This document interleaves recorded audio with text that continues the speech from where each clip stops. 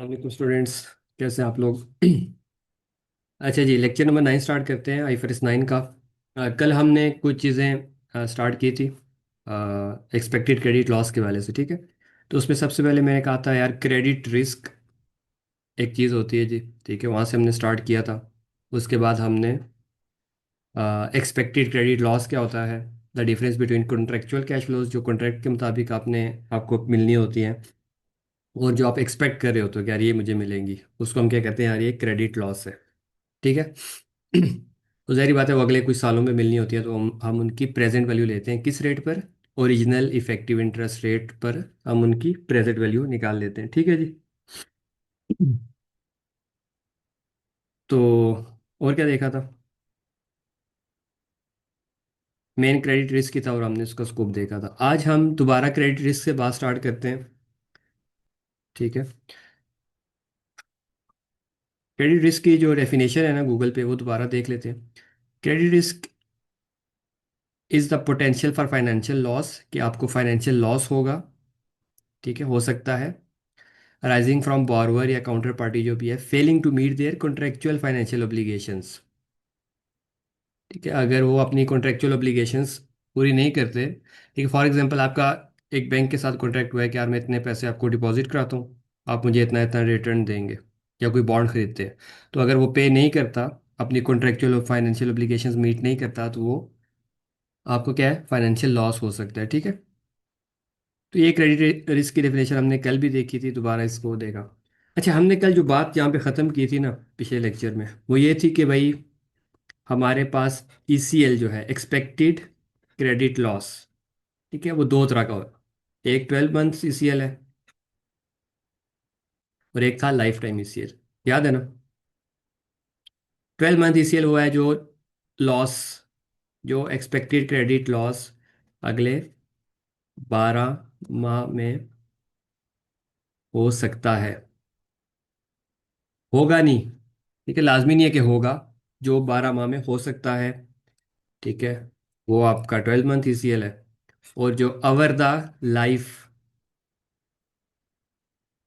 Of financial acid, ठीक है, financial acid की जो जिंदगी पे सारे का सारा लॉस है, वो लाइफ टाइम ECL है, ठीक है। जो अगले 12 महीनों में लॉस होगा वो 12 मंथ ECL है, जो पूरी जिंदगी के ऊपर होगा वो लाइफ टाइम ECL है, ठीक है। अब ये दो हिस्सों में डिवाइड क्यों किया गया, ठीक है? 12 महीनों का लॉस कब रिकॉर्ड करना है, व्हेन, और लाइफ टाइम का लॉस कब रिकॉर्ड करना है, व्हेन, कब, ठीक है। तो स्टैंडर्ड ने कहा भाई आपके पास जो क्रेडिट रिस्क है ना, ठीक है, उसकी दो टाइप्स है, ठीक है, दो किस्म का हो सकता है, या तो वो लो होगा क्रेडिट रिस्क, कम, या वो हाई होगा, ठीक है। तो ही कैटेगरी है, या तो क्रेडिट रिस्क लो होगा या हाई होगा, ठीक है। जब क्रेडिट रिस्क लो होगा तो आप क्या करो, 12 मंथ इसे रिकॉर्ड करो, 12 महीनों का लॉस, ठीक है। और जब क्रेडिट रिस्क हाई होगा तो आप over the life of acid जो भी सारा लॉस होना है, मतलब लाइफ टाइम ECL रिकॉर्ड करोगे, ठीक है, 12 months.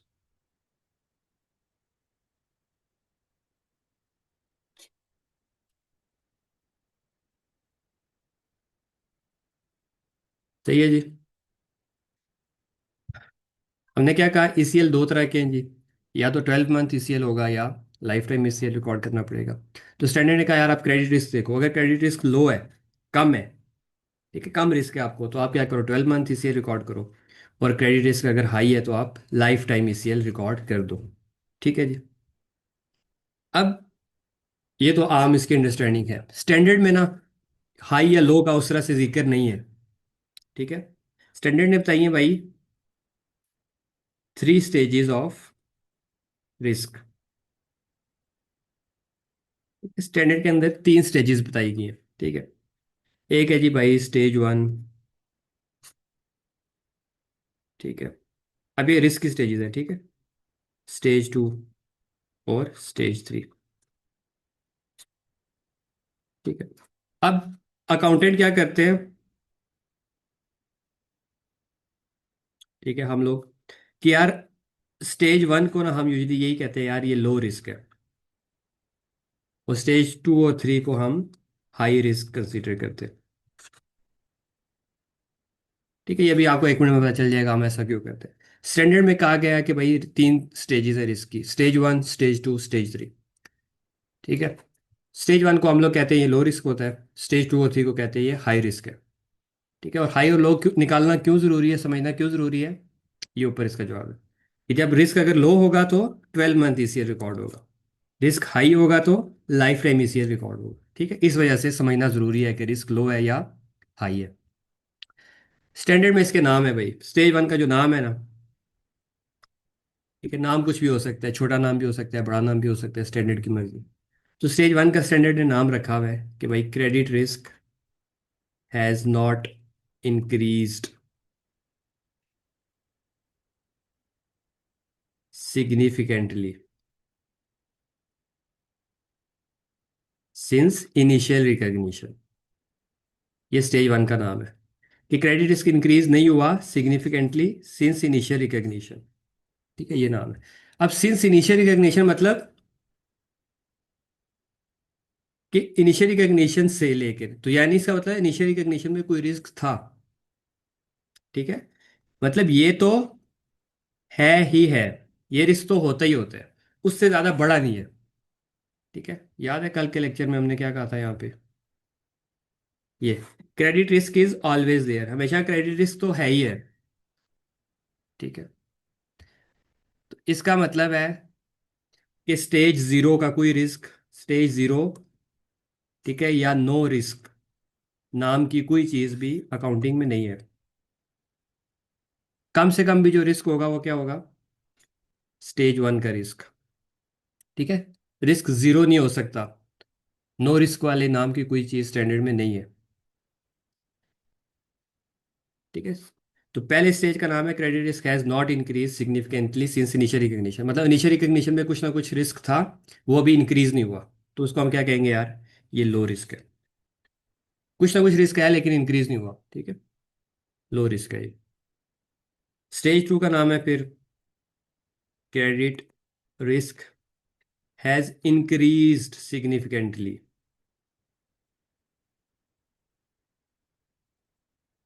Significantly since initial recognition. यार इनिशियल रिकग्निशन के बाद क्रेडिट रिस्क क्या हुआ है, हैज इंक्रीज हो चुका है सिग्निफिकेंटली सिंस इनिशियल रिकग्निशन। तो इसको हम क्या कहेंगे यार, ये हाई कैटेगरी का इस स्टेज 2 का नाम। और स्टेज 3 का नाम क्या है भाई, same, credit risk has increase significantly, has increased significantly since initial recognition.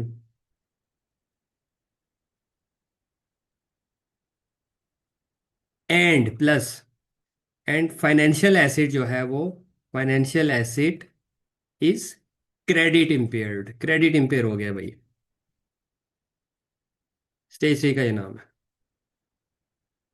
Stage 1 का क्या नाम है, credit risk has not increase significantly since initial, मतलब कुछ ना कुछ रिस्क है लेकिन वो बड़ा नहीं है, तो हम इसे लो रिस्क कहते हैं। स्टेज 2 है कि credit risk has increase significantly, stage 3 credit risk has increase significantly and financial asset is credit impaired, कि अब वो क्रेडिट इम्पेयर हो चुके हैं। ठीक है, इम्पेयर हो चुका है। स्टैंडर्ड कहते हैं स्टेज 3 में लेके जाने के लिए ना, आपके पास ऑब्जेक्टिव एविडेंस होना जरूरी है। ऑब्जेक्टिव एविडेंस, गैर जानिबदार सबूत होना जरूरी है। कि फॉर एग्जांपल बिजनेस क्लोज हो गया जी, ठीक है, मैंने जिस बैंक में या जिसका कंपनी का बॉन्ड खरीदा था वो कंपनी खत्म हो चुकी है, बिजनेस क्लोज कर, अब मेरे पास सबूत आ चुका है, एविडेंस आ चुका है।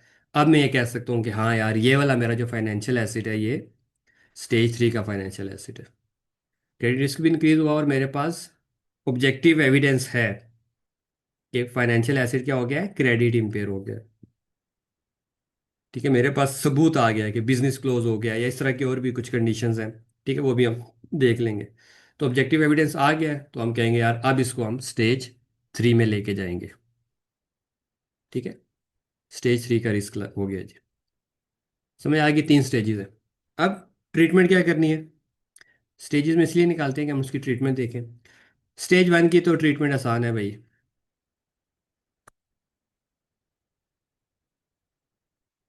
ठीक है, लो कैटेगरी का रिस्क है तो हम क्या कहेंगे यार, लो रिस्क में हम क्या करते हैं, सिर्फ आपने एक काम करना है, रिकॉर्ड 12 मंथ्स ECL, 12 महीनों का ECL रिकॉर्ड कर देना। अब ECL की कैलकुलेशन कैसे होती है, क्या एंट्री पास करनी है, कैसे रिकॉर्ड करनी है, वो भी हम देखेंगे, अभी सिर्फ हम नॉलेज ले रहे हैं। 12 महीनों का ECL रिकॉर्ड करो, ठीक है। और रिस्क अगर हाई है तो लाइफ टाइम का ECL रिकॉर्ड करना है, लाइफ टाइम ECL।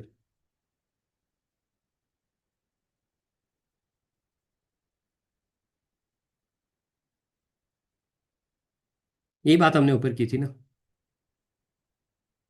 कि क्रेडिट रिस्क अगर लो है तो 12 मंथ ECL, हाई है तो लाइफ टाइम ECL। तो स्टेज 1 में हमने क्या कहते हैं, क्रेडिट रिस्क लो होता है तो 12 मंथ का ECL रिकॉर्ड करना है। स्टेज 2 है, हाई है तो लाइफ टाइम ECL रिकॉर्ड करना है। और स्टेज 3 भी आई है तो इस पर भी लाइफ टाइम ECL रिकॉर्ड करना है, लाइफ टाइम का एक्सपेक्टेड क्रेडिट लॉस। अब अगला सवाल ये बनता है कि सर जी, इन दोनों पे लाइफ टाइम ECL है तो इसमें फ़र्क क्या है, स्टेज 2 और स्टेज 3 में फ़र्क क्या है। तो फ़र्क ये है कि भाई एक तो आपने स्टेज 3 में लाइफ टाइम ECL रिकॉर्ड करना है, प्लस इंटरेस्ट इनकम की जितनी भी कैलकुलेशन है ना, इंटरेस्ट इनकम कैलकुलेशन जितनी भी है वो किस पे होगी, ऑन नेट कैरिंग अमाउंट पर करनी है। ठीक है जी, ये फ़र्क है। स्टेज 2 में सिर्फ लाइफ टाइम ECL रिकॉर्ड करना है, बाकी जो इंटरेस्ट इनकम है ना वो ग्रॉस पे ही कैलकुलेट होती है। स्टेज 1 में भी ग्रॉस पे कैलकुलेशन होती है। स्टेज 3 में जो अपने इंटरेस्ट की इनकम कैलकुलेट करनी है वो नेट कैरिंग अमाउंट। अब नेट क्या होता है, आपको याद होगा कि कोई भी फाइनेंशियल एसिड होता है जी, फाइनेंशियल एसिड में से एक्सपेक्टेड क्रेडिट लॉस माइनस करके जो नेट फाइनेंशियल एसिड बचेगा ना, उसके ऊपर कैलकुलेशन करनी है इंटरेस्ट की। अभी तक हमें याद है, जो हम टेबल बनाते हैं मोटाइज कॉस्ट वाला, ठीक है, ओपनिंग, फिर इंटरेस्ट, बैंक, क्लोजिंग, याद है ना। तो हम इंटरेस्ट क्या करते हैं, हमेशा जो ओपनिंग बैलेंस आता है ना उसी पे कैलकुलेट कर देते हैं, ठीक है। फिर क्लोजिंग आता है, फिर वो अगले साल का ओपनिंग बनता है, उसके ऊपर इंटरेस्ट कैलकुलेट कर देते हैं, ठीक है। तो ये ग्रॉस में होता है, ये टेबल क्या होता है हमेशा ग्रॉस, ठीक है, इसीलिए अलग से आ रहा होता है। लेकिन जब स्टेज 3 का एसिड हो जाएगा तो आपने इस क्लोजिंग के ऊपर कैलकुलेट नहीं करना, बल्कि इस क्लोजिंग में से ये ECL माइनस करके जो अमाउंट आएगी उस पर आपने इंटरेस्ट इनकम कैलकुलेट करनी है, ठीक है। तो ये फ़र्क है। याद है जिस तरह हम बचपन में ITA में पढ़ते थे, रिसीबल का अकाउंट होता था, ग्रॉस रिसीबल, और प्रोवियन का या ECL का, प्रोवियन का नाम क्या रखा हुआ है आजकल हमने, ECL, अलग से अकाउंट होता था, ठीक है। और फाइनेंशियल स्टेटमेंट्स में जब लिखते थे तो ग्रॉस रिसीबल्स होता था, फिर नीचे प्रोविजन माइनस होती थी, याद है, और फिर नेट रिसीबल, ऐसे ही है ना। तो यहाँ पे भी ये सीन है, फाइनेंशियल एस्टिमेट से ECL माइनस करके जो नेट आएगा उसके ऊपर फिर आपने इंटरेस्ट क्या कैलकुलेशन करनी है, ठीक है। बाकी दोनों में ग्रॉस पे ही करनी है, जो क्लोजिंग होगा वो ओपनिंग बन जाएगा, उसके ऊपर इंटरेस्ट आएगा। थर्ड जो कैटेगरी है स्टेज 3, उस पे आपने क्लोजिंग बैलेंस में से ECL उठाना है, वो इसमें से माइनस करके जो अमाउंट आएगी उस अमाउंट पर आपने इंटरेस्ट की कैलकुलेशन करनी है। ठीक है जी, तो 3 कैटेगरी समझ आ गई आपको। आइए ज़रा बुक से देखते हैं कि बुक में भी ये 3 कैटेगरीज हैं और क्या लिखा हुआ है। ये जी, stage 1, credit risk on financial asset has not increase significantly since initial recognition. नहीं इंक्रीज हुआ तो क्या होगा, the allow loss allowance should be 12 month ECL record करो और calculate interest income on assets gross carrying amount. Gross पे interest की calculation होगी without deducting the loss, loss को माइनस नहीं करो, ECL जो लॉस है वो माइनस नहीं करो, ग्रॉस पे कैलकुलेशन करो जिस तरह हम करते हैं। Stage 2, credit risk has increase significantly, तो क्या करो, life time expected credit loss record कर दो, ठीक है। देर इज अ रिवर्टेबल प्रिजम्पशन, चलो ये हम देख लेते हैं, मसला नहीं। और कैलकुलेट क्या करो, इंटरेस्ट भी ग्रॉस भी कैलकुलेट होगा, कोई मसला नहीं। Stage 3, there is objective evidence, सबूत आ गया कि यार financial asset has been impaired हो गया। अब क्या करना है कि भाई एक तो लाइफ टाइम ECL रिकॉर्ड करो, ये देखो लाइफ टाइम ECL। दूसरा, इंटरेस्ट इनकम कैलकुलेट करो एसिड की नेट कैरिंग अमाउंट पे, बड़ी इंपॉर्टेंट बात है, ठीक है। नेट कैरिंग अमाउंट पे कैलकुलेट करना, ग्रॉस माइनस अलाउंस माइनस करके उसके ऊपर नेट पे कैलकुलेट होगा। अच्छा, अब क्या क्या इंडिकेटर्स हो सकते हैं? द फॉलोइंग इवेंट्स में suggest credit is acid is credit empire. ये इनमें से कुछ काम हो जाए ना तो हम समझते हैं क्रेडिट इम्पेयर हो गया। क्या? सिग्निफिकेंट फाइनेंशियल डिफिकल्टी, ठीक है, बहुत ज़्यादा उसके फाइनेंशियल मसले मसाइल हैं जी। Breach of contract such as default, कर गया वो कॉन्ट्रैक्ट ही ख़त्म कर दिया, तोड़ दिया। या बॉरोवर बीइंग ग्रांटेड कंसेशंस, ठीक है, उतने हालात ख़राब है कि वो कंसेशन मांग रहे हैं हमसे। It is probable that borrower will inter bankruptcy, या बैंक हो जाएगा, ठीक है, उसके पास कैश नहीं है। तो ये सारे सबूत होते हैं कि यार अब वो क्रेडिट इम्पेयर हो गया, तो हम उसको स्टेज 3 में लेके जाते हैं। स्टेज 3 में क्या करना है? लाइफ टाइम इसी रिकॉर्ड करना है, और नेट कैरिंग अमाउंट पे इंटरेस्ट कैलकुलेट करना है, ठीक है जी।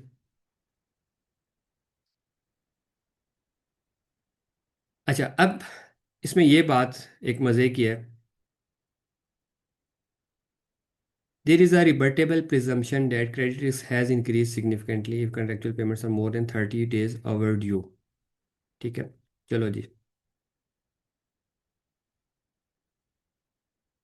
अब रिबर्टेबल प्रिजम्पशन क्या होती है? ये चीज़ आपको वर्ड आगे भी ज़िंदगी में यूज़ हो सकता है। रिबर्टेबल प्रिजम्पशन, कुछ चीज़ें होती हैं जो स्टैंडर्ड ने ना अपने अंदर अजम्पशन रखी होती है। स्टैंडर्ड ने, आईएफआरएस ने, ठीक है, आईएफआरएस ने कुछ अजम्पशंस लिखी होती हैं अपने अंदर, लेकिन आप उनको चैलेंज कर सकते हो। चैलेंज करके अपनी मर्जी कर सकते हैं।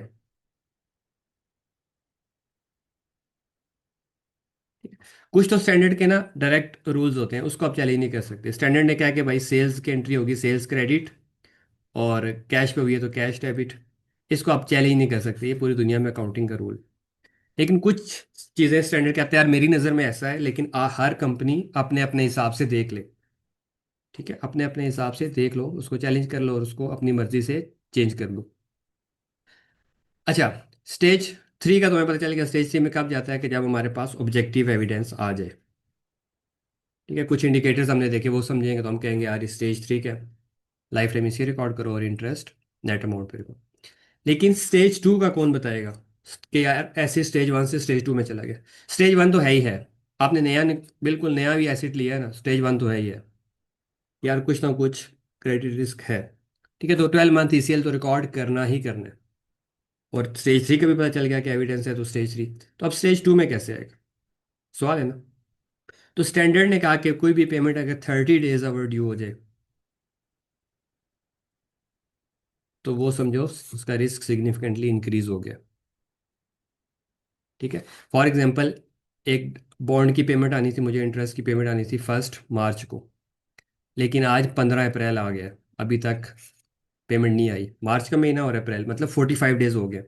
तो स्टैंडर्ड कहता है जैसे ही 30 दिन उसने इंक्रीज हो गया, आप उसको स्टेज 2 में ले जाओ, और स्टेज 2 में लेके जाके लाइफ टाइम इसी रिकॉर्ड कर दो। ये स्टैंडर्ड के अंदर एजम्पशन लिखी हुई है, ठीक है, यही बात है, इसका ये मतलब है।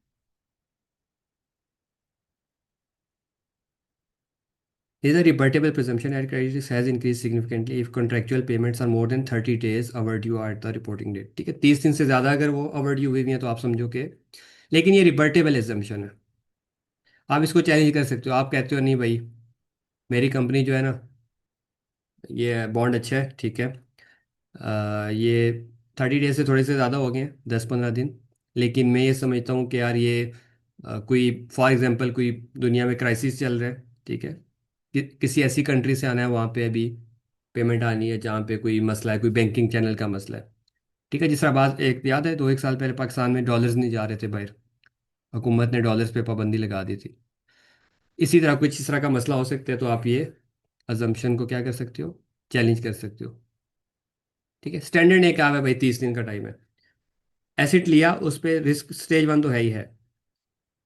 जैसे ही वो 30 दिन का ओवर ड्यू हुआ, ड्यू डेट से बाद, ठीक है, 1 मार्च ड्यू डेट थी, ड्यू डेट से 30 दिन आगे जैसे ही बढ़े, समझो स्टेज 2 में चला गया। स्टेज 2 में जाते साथ ही आपने क्या करना है? लाइफ टाइम इसे रिकॉर्ड कर दे। समझ आई स्टेजेस क्यों इंपॉर्टेंट है? यार ईसीएल किस तरह रिकॉर्ड होगा ये स्टेज पे डिपेंड करता है। स्टेज 1 है तो 12 मंथ ईसीएल, स्टेज 2 है तो लाइफ टाइम ईसीएल, स्टेज 3 है तो life time ECL plus interest on net carrying, इसलिए स्टेजेस को 3 स्टेजेस में डिवाइड किया गया है, ठीक है जी। I hope this is very clear इंशाल्लाह। बाकी इसकी हम इंशाल्लाह प्रैक्टिस करेंगे क्वेश्चन तो मज़ीद क्लैरिटी आ जाएगी। यहाँ तक देखें जी।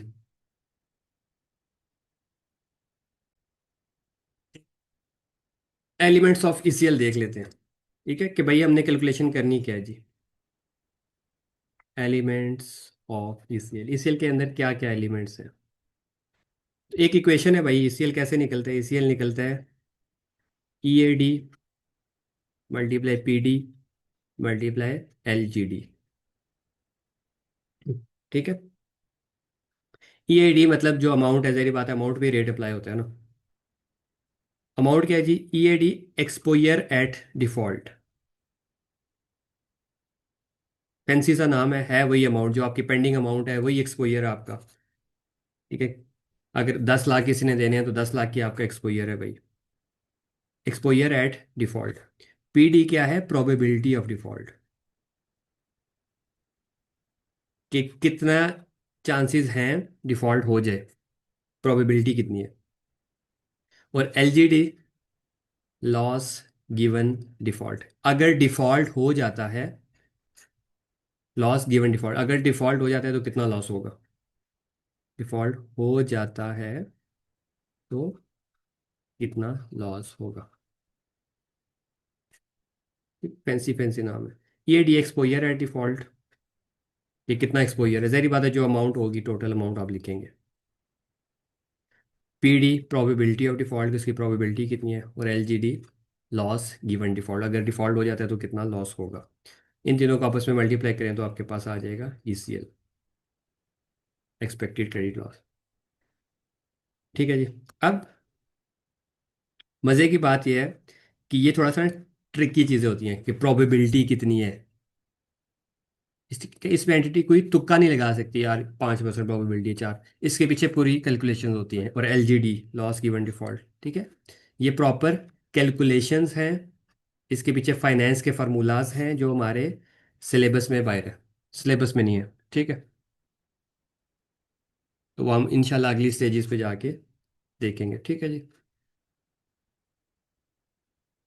प्रोबेबिलिटी ऑफ इन तीनों को आपस में मल्टीप्लाई, और मज़े की बात ये तीनों चीज़ें आपस में मल्टीप्लाई हो रही है।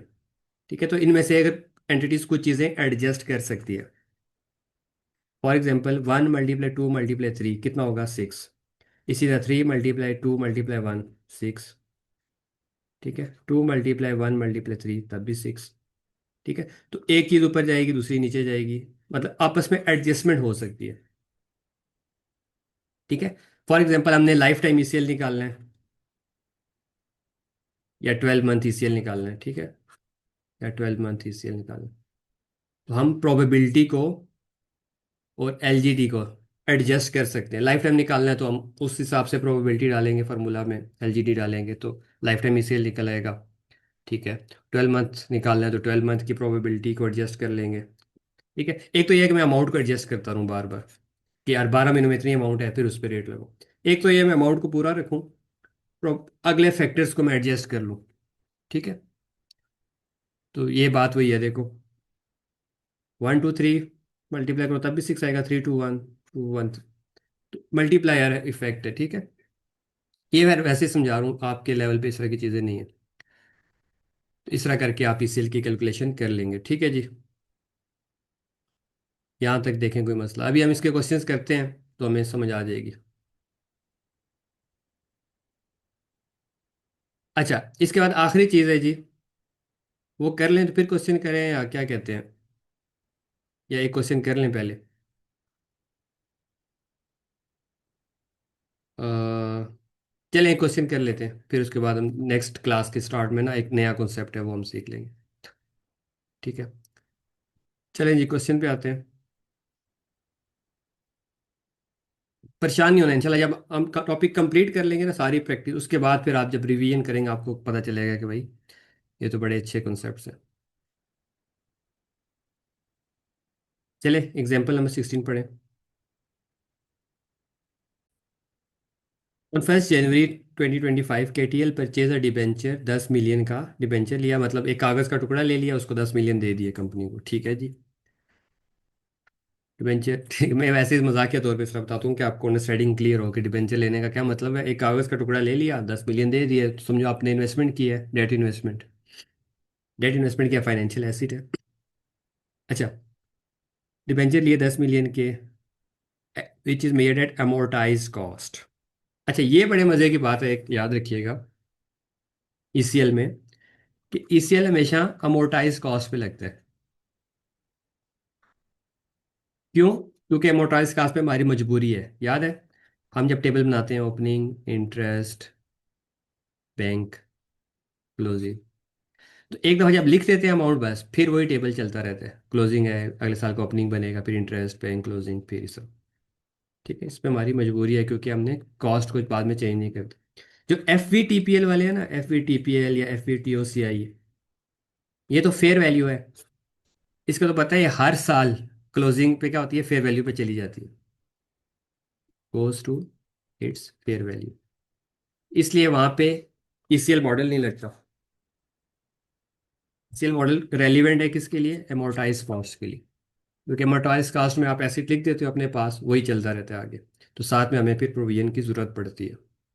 इसमें तो हर साल हम उसको फेयर वैल्यू पे ले जाते हैं। ठीक है। ठीक है, तो अब सवाल ये है कि इसमें वो फैक्टर कैसे अकाउंट फॉर होता है। ठीक है, तो ज़ाहिर बात है, अगर कोई चीज़ बुरी है, किसी में एक्सपेक्ट करो लॉसेस, तो उसकी फेयर वैल्यू मार्केट में खुद ही गिर जाएगी। ठीक है, जैसे हम कई कंपनीज देख रहे हैं ना, उनकी शेयर्स प्राइसेस कभी ऊपर जा रही हैं, कभी नीचे जा रही हैं, तो वो कंपनी अगर या बैंक डिफॉल्ट करने पर जा रहे हैं, तो उसकी शेयर प्राइस खुद ही नीचे गिर जाएगी। ठीक है, तो जब हम उसको फेयर वैल्यू पे लेके जाएंगे, तो मतलब डायरेक्ट हम फेयर वैल्यू का लॉस रिकॉर्ड कर लेंगे। ठीक है, ऑटो, हर साल फेयर वैल्यू पे लेके जाओ। अगर एक बॉन्ड बुरा है, बॉन्ड की परफॉर्मेंस बुरी है, तो मार्केट में पता चल जाएगा, पूरी मार्केट में ना, पूरे पाकिस्तान में पता चल जाएगा कि भाई ये वाला जो बॉन्ड है इस कंपनी का, वो तो भाई 100 रुपये का बॉन्ड था, अब तो 70 रुपये से ऊपर कोई ले ही नहीं रहा, क्योंकि वो मसले कर रही है इस कंपनी। तो 70 उसकी क्या fair value.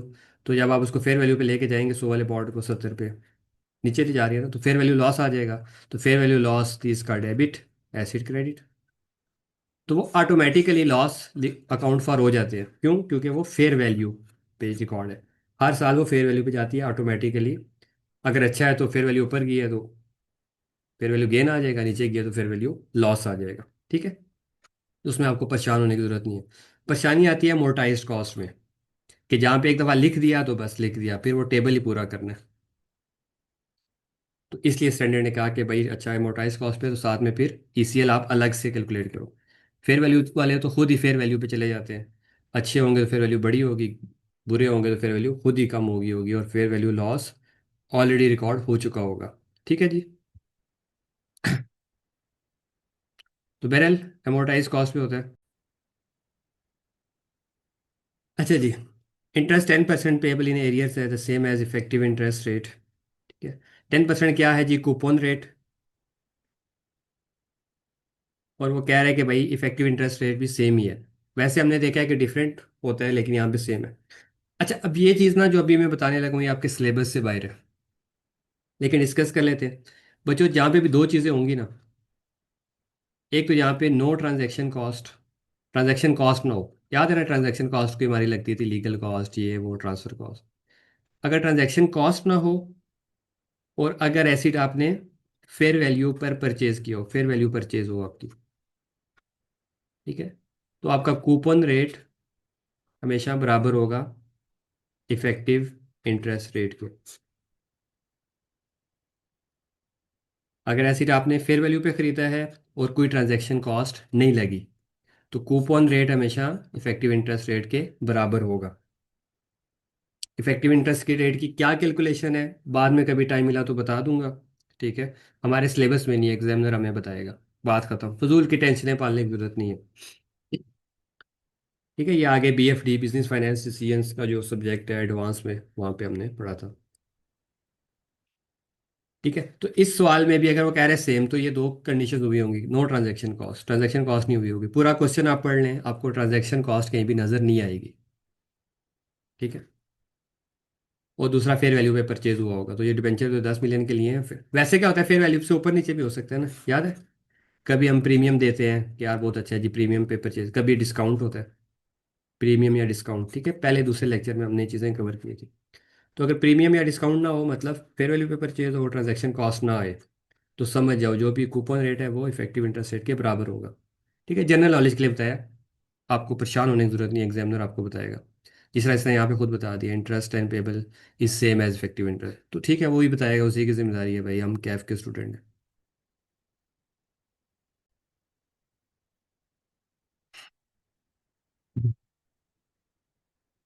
Repayment is due 31 दिसंबर को, रीपेमेंट है जी, ठीक है जी।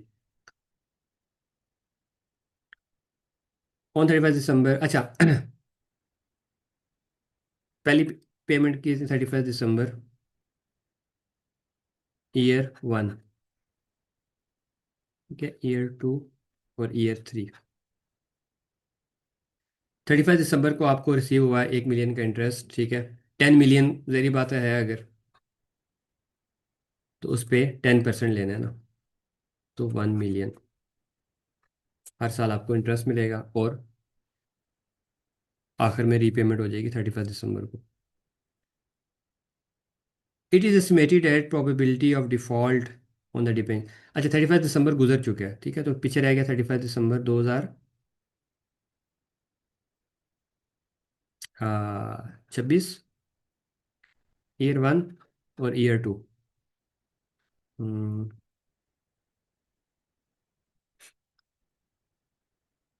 अरे यार एक मिनट, रेज कैसे होगा, ठीक है, हमारे पास एक साल गुजर गया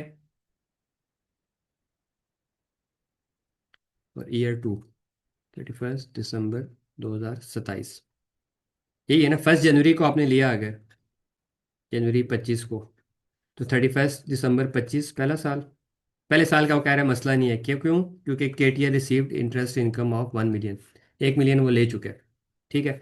तो अब 31 दिसंबर वाले दिन शाम को हम बैठ के यहाँ पे देख रहे होंगे कि यार 31 दिसंबर का तो 1 मिलियन मिलना था हमें, ठीक है, 10 मिलियन था ना, 10 मिलियन उसकी फेस वैल्यू है, उस पर 10%, तो 1 मिलियन इंटरेस्ट इनकम, पहले साल भी 1 मिलियन मिलेगी, दूसरे साल भी, तीसरे साल भी, और तीसरे साल के आखिर में पैसे वापस मिलेंगे, ठीक है।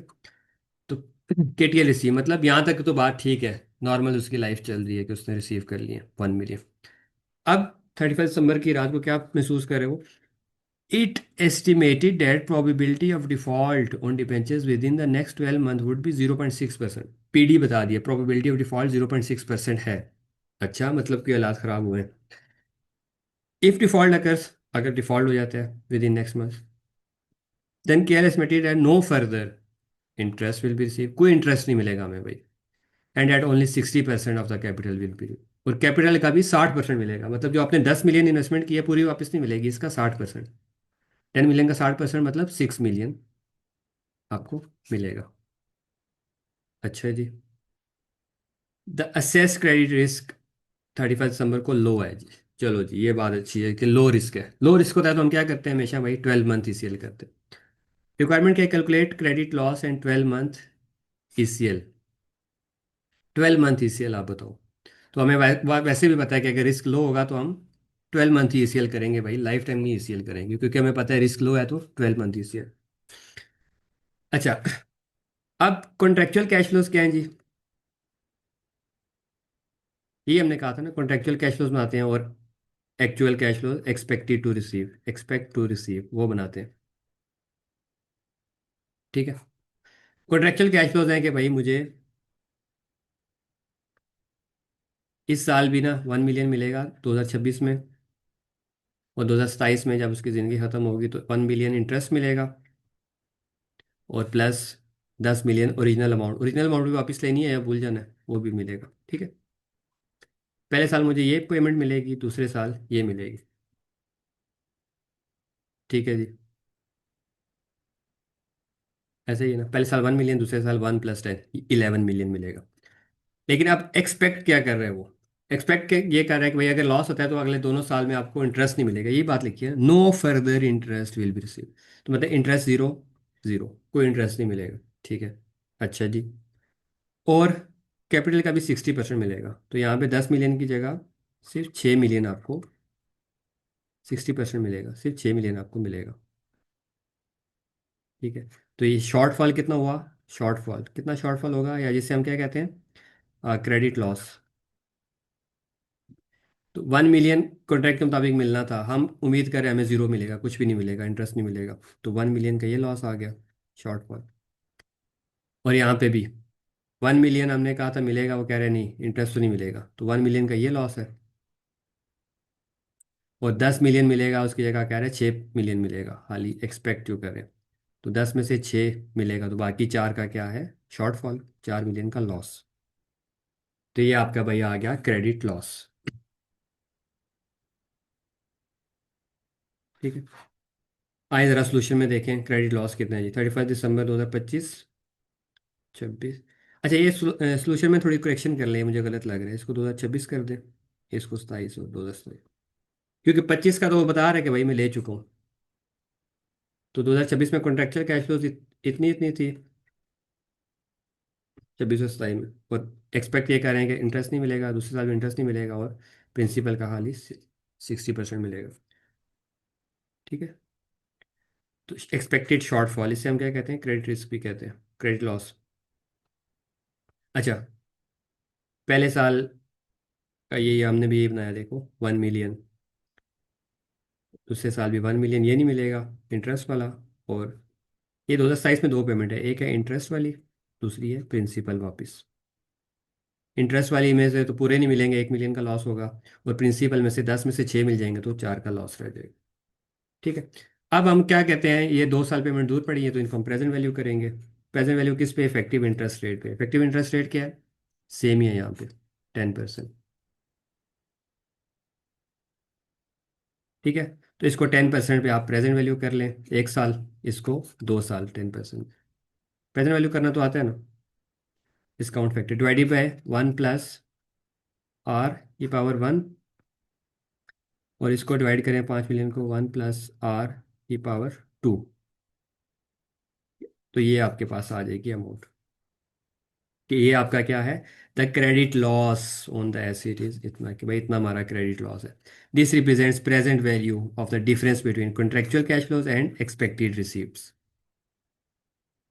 ठीक है जी, समझ आ गया। तो इसकी आप जब कैलकुलेशन करेंगे तो सेम ये आंसर आपका आएगा। ये देखो, पहली पेमेंट को उसको 1 साल धकेला है, दूसरी पेमेंट को 2 साल प्रेजेंट वैल्यू की है। क्योंकि 31 दिसंबर को हम खुद बैठे हुए हैं भाई, 31 दिसंबर तक हालात बेहतर थे। अब 2026 और 27 का मसला है, तो 26 को 1 साल प्रेजेंट वैल्यू किया, 27 को 2 साल प्रेजेंट वैल्यू किया। समझ आ गई भाई। तो ये हमारे पास आ गया क्रेडिट लॉस। क्रेडिट लॉस तो निकालना बहुत आसान है, ठीक है, उनका डिफरेंस। अब आपने निकालना है एक्सपेक्टेड क्रेडिट लॉस, एक्सपेक्टेशंस में मतलब प्रोबेबिलिटी से मल्टीप्लाई भी करना।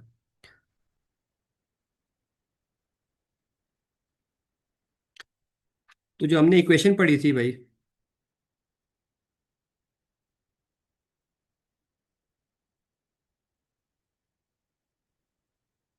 ठीक है, उसमें ज़रा प्रोबेबिलिटी कितनी है जी, पुट करें। ठीक है जी। तो उस इक्वेशन के वाले से हम एलजीडी, तो हमें आ गया लॉस गिवन डिफॉल्ट, अगर डिफॉल्ट हो जाता है तो इतना लॉस होगा। इसको आप प्रोबेबिलिटी से मल्टीप्लाई कर दो तो इसी आ जाएगा। तो 5041,332 multiply probability, probability of default कितनी है जी, 0.6%, मल्टीप्लाई 0.6% करो, तो 302480, इतने का क्या आ गया आपका, 12 मंथ ECL। ये आपने रिकॉर्ड कर देना। ठीक है। एक्सपेंस डेबिट करना है, और प्रोविजन फॉर ECL क्रेडिट करनी है। ठीक है जी। इंशाल्लाह इसकी हम मजीद प्रैक्टिस करेंगे तो हमें समझ आ जाएगी। एलजीडी तो हमारे पास आ गया लॉस गिवन डिफॉल्ट, कि अगर डिफॉल्ट हो जाता है तो क्या लॉस होगा, हमने कहा इतना लॉस है, क्रेडिट लॉस। उसको प्रोबेबिलिटी से मल्टीप्लाई किया, प्रोबेबिलिटी ऑफ डिफॉल्ट से, तो हमारा 12 मंथ ECL आ गया। ठीक है, ये देखें 12 month expected credit loss is this. समझ आ गई जी ECL की मोटी मोटी। अभी हम मजीद इंशाल्लाह एग्जांपल्स करेंगे तो हम मजीद क्लैरिटी हो जाएगी। ठीक है, इस लेक्चर को यहाँ तक ही रखते हैं। साथ ही इसका पार्ट बी रिकॉर्ड करते हैं, उसमें फिर अगली बात डिस्कस करते हैं, ठीक है? वरना लेक्चर बहुत लेंथी हो जाता है, तो अपलोड होने में बहुत टाइम लग जाता है। बाकी यार आप लोग ना कमेंट में ज़रूर बताया करें, ठीक है? ताकि, या सब्सक्राइब भी कर दिया करें यार। ठीक है जी, ताकि आपको लेटेस्ट अपडेट मिलती रहे।